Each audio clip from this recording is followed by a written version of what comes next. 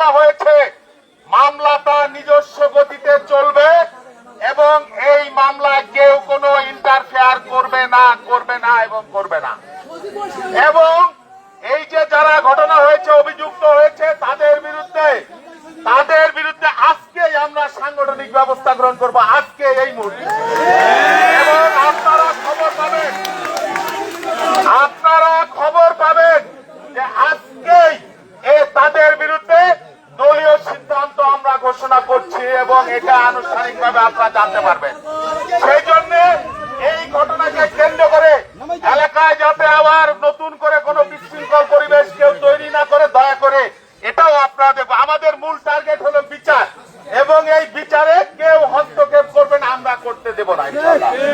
এটাই হলো আমাদের বক্তব্য। আর সুমনের পরিবার, তাদের সাথে আমাদের যোগাযোগ থাকবে। এই মামলা কেউ ভিন্ন খাতে প্রবাহিত করতে চাইলে এখানে আমি আবার আসবো ইনশাল্লাহ। আমরা কথা বলবো। আইন প্রয়োগকারী সংস্থা কাজ করছে শক্তভাবে, ইতিমধ্যে বেশ কয়েকজন গ্রেপ্তার হয়েছে এবং মূল যারা আসামি তারাও গ্রেপ্তার হয়ে যাবে ইনশাল্লাহ।